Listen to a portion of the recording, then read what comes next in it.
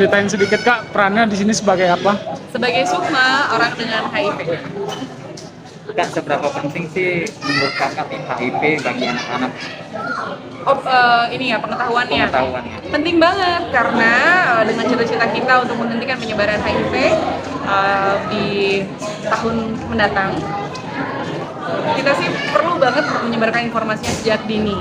Apa saja faktor-faktor resikonya dan sebenarnya bagaimana juga penyebarannya.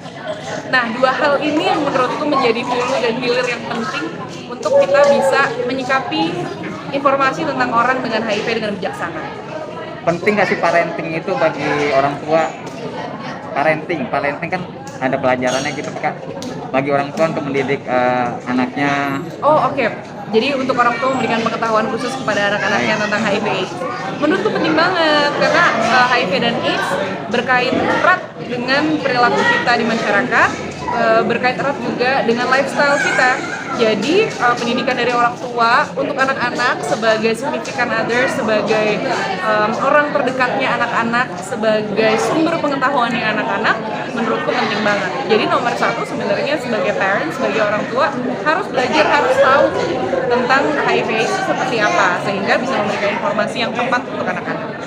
Untuk anak-anak itu usia yang keberapa gitu Pak, sampai harus mengetahui HIV gitu? Oh, menurut saya ada di 5 teratas. Jadi penting banget pengetahuannya. Selain nomor satu pastinya pengetahuan tentang dirinya sendiri ya. Penting untuk anak-anak bisa mengetahui tentang dirinya sendiri, sadar tentang apa yang dibutuhkan badannya, bagaimana punya otonomi terhadap dirinya sendiri, otonomi fisik, otonomi pikiran, perasaan gitu. Nah setelah itu sehingga anak-anak bisa menyadari kalau ada hal yang tidak sesuai dan bisa menjadi faktor resiko penyebaran. Berarti penting banget dong. Sex penting education banget. itu penting ya? Kenapa? Sex education itu penting buat anak-anak. Apanya mas, maaf? Sex education. Sex education, oh penting banget dan harus bijaksana untuk memberikan sex education. Menurut saya ya hal-hal yang di Indonesia ini kan banyak yang masih kalaupun tidak tabu tidak dikomunikasikan. Jadi merasa bahwa jangan diomongin gitu. Tapi ada juga yang malah nggak diomongin sama sekali. Nah ini juga tidak tepat menurut saya gitu. Sex education itu salah satu hal yang mendasar karena sejauh yang saya tahu ya kalau di ilmu psikologi salah satu basic needs kita adalah seks dan ini hal yang perlu diketahui dan kita kan juga hidup dengan salah satunya our genitals. Ini perlu banget kita tahu apa yang harus kita jaga, apa yang harus kita waspadai, apa yang harus kita perhatikan karena kesehatan reproduksi itu juga salah satu hal yang penting sekali untuk diketahui oleh semua orang, bukan cuma perempuan. Kembali ke filmnya nih, untuk mendalami peran atau ada survei atau pengalaman pribadi nggak sih?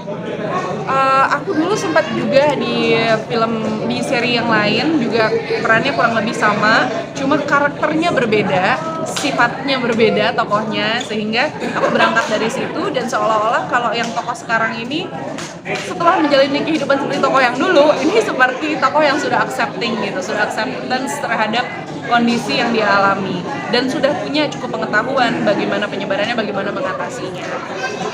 Paling dari bekal yang sudah ada, saya tambahkan lagi, riset sedikit, tanya lagi, banyak bertanya sebenarnya lebih daripada riset yang sifatnya kalau dulu kan bisa observasi, hadir betul, sekarang waktunya sempit, jadi lebih banyak bertanya.